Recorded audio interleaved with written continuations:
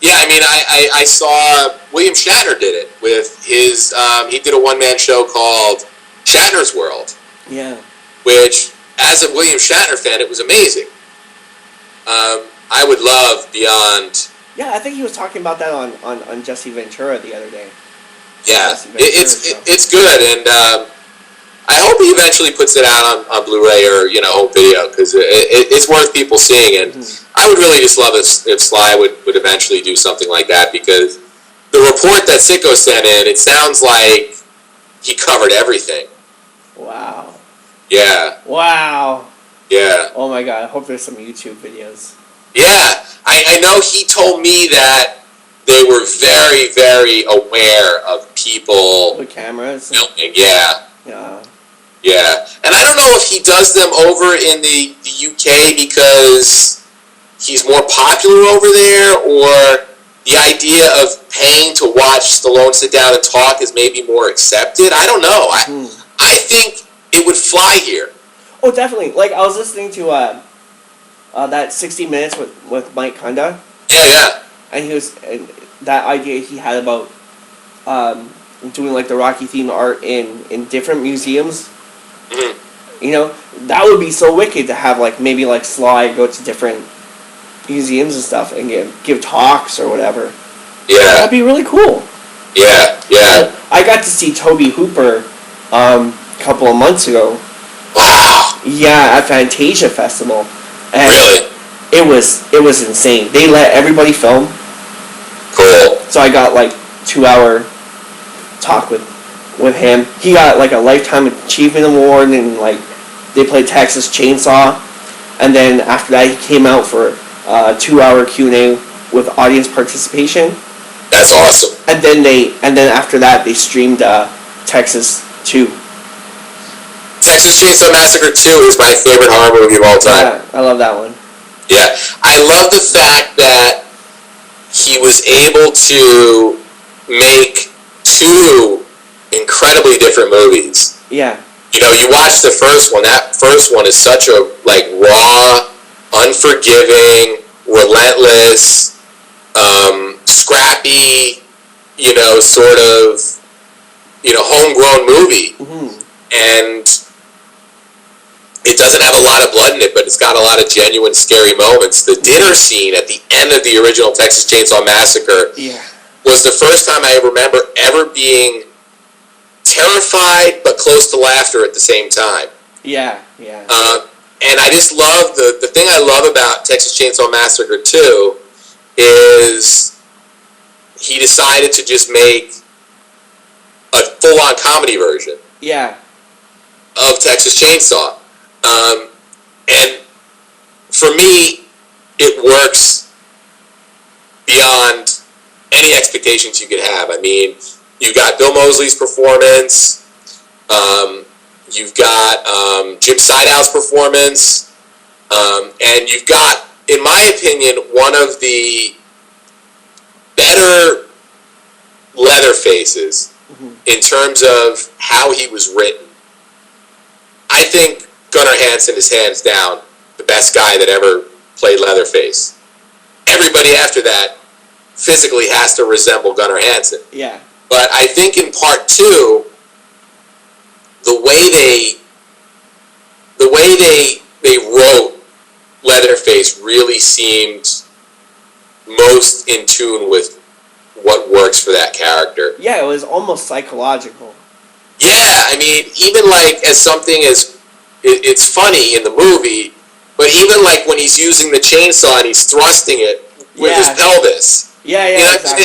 It's such a stupid joke, but at the same time, that gives you a lot of insight into what psychologically is going on inside of Leatherface's head. Yeah. I can't talk enough about how great I think Texas Chainsaw Massacre 2 is. I mean, and I didn't even mention Dennis Hopper. I mean... Oh, he was amazing. Yeah. He's got both chainsaws, he's yeah. It really is. I mean, I tend to really like that series just because I love the idea that it didn't care about continuity at all. The only one I really have a huge issue with is the last one they did. I think it was just called Texas Chainsaw, the one in 3D. Oh, yeah. It was like a continuation of the first one. Yeah, but it was absurd because they added all these characters into the first movie, which, you watch that first movie, there's no hint of more family.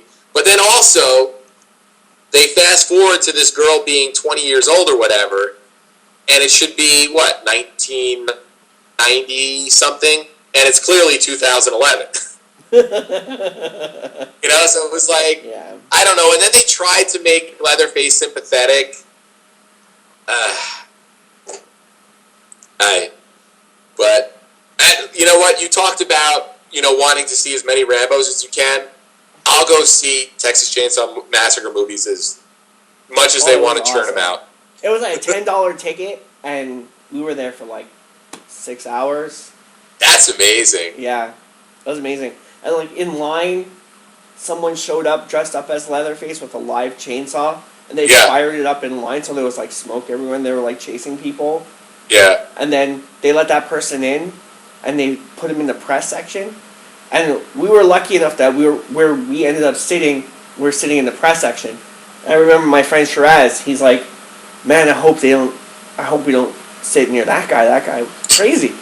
Yeah. And then we're sitting there and we're talking, and we look over and the guy's right there. And he fires up the chainsaw and he starts like, oh man, going crazy in the auditorium, and there's like gas and smoke. Yeah. And, like, everyone's like jumping out of their seats taking pictures, and it's like insane. Yeah. With the exception of drinking what's beer. that? I caught him drinking beer through the mask too. Oh, that's awesome. Pretty awesome. With the exception of the guy who played him in Next Generation, who unfortunately is passed, I've met every Leatherface. Wow. Yeah, very cool. Wow. Yes, I've got a potential. They're not hanging up anymore, but there was a point where I had all my Leatherfaces in a row, and it looked a little creepy. You don't want a really big company over, and they'd be like, "What's that? Oh, that's my Leatherface wall." But it was still cool to meet all the different Leatherfaces. Even the guy who played him in the new one, in Texas Chainsaw, really cool guy, and I think his Leatherface performance is good. I just didn't agree with what they did with the movie. Yeah. Yeah, I didn't like it too much. Yeah. That newer one. I actually liked the Jessica Biel one. The one after that one was okay. The beginning? Yeah. The one thing I didn't like about the Jessica Biel one is she cuts off his arm with a butcher's knife. Yeah, it's a little implausible. Yeah.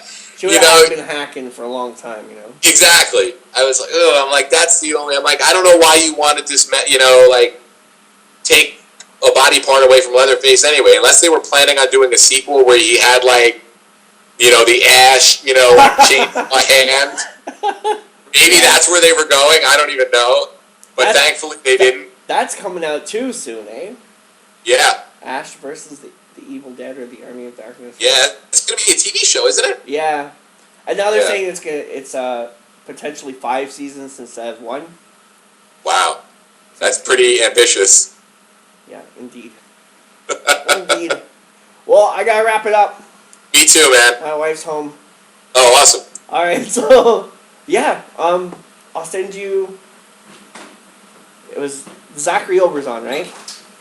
Yeah, the First Blood fan film or whatever you want to call it. To you. Yeah, I'll send you that like right away. Awesome, man. Thank you. All right. Well, thank you for coming on. Hey, this was really cool. I hope you get a good segment out of it. All right, man. I'll send you the MP3. All right, cool. All right. Have a good night, man. You too. Bye bye. Carl, you know, everybody particularly likes you here in Philadelphia, I think, because of your connection with the Rocky film. So before we talk about Action Jackson, one thing about that. You have been quoted as saying that you think that your acting career really began when you got killed off in Rocky. Why is that? Well, after so many years of doing a character who is indelible, who is so well recognized around the world, and people in every language who have seen movies have seen the Rocky movies and have seen Apollo Creed, what happens is very often people begin to confuse you with the character. There's no more a real... Hey, Apollo! Yeah, you know, there is no Carl Weathers. Who is he? I don't know who he is. I know Apollo, right? And movie producers tend to do the same thing. And you find yourself in a situation where they don't see Carl Weathers, the actor, they see Apollo Creed. And if you're going to produce a movie, and you know you've been in this business a few years now, and when you produce something, you don't want necessarily, and I as a producer don't want a character from another movie to come in and possibly interfere with the tone of my movie. So if I suddenly got Apollo Creed in my movie, it may not necessarily give me the movie that I wanted. And that was a real problem for a long time. Well, you know? he's not coming back. No, he's not going to be back.